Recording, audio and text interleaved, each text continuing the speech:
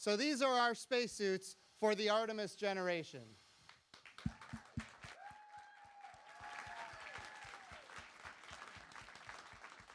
We've been working for a long time to build spacesuits that will do the job on the moon and going on to Mars. We are going to the moon in 2024, but we're doing it in a way that's never been done before.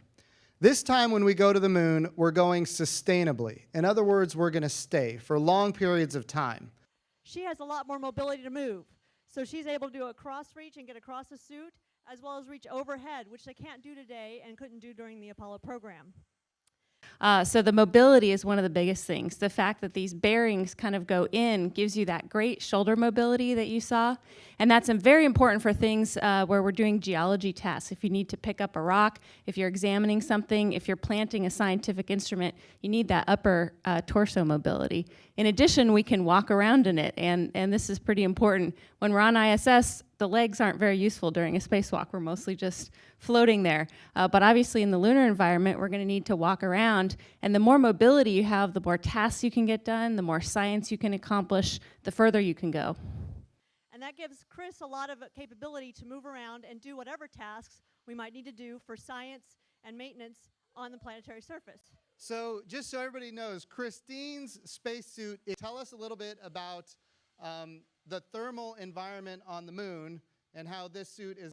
So we have a waist bearing, and we have 3 bearings on the legs. The current EMU really has been a beautiful machine. It's served us well really through the shuttle program, through the station program. It's worked really well, but it was designed to work in microgravity.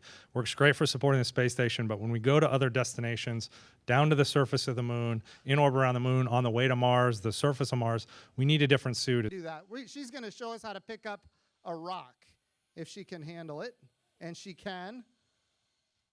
It's a heavy rock. This is difficult to do in a spacesuit. All right.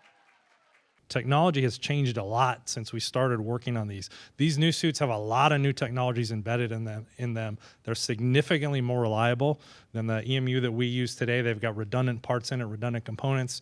She can't hear us because she's in the vacuum right now. She's under pressure. Yeah, so that's really, really impressive.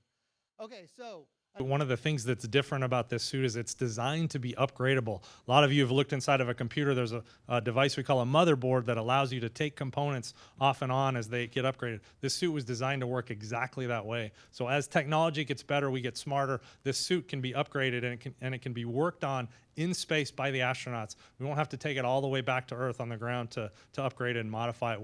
Got it. Okay, so your suit is generally going to be depressurized, which gives you a lot of mobility, flexibility, and of course, when you're flying in deep space, you're going to be just fine without. And same as the space suit that we just saw for the xEMU, which is how we're going to walk on the surface of the moon.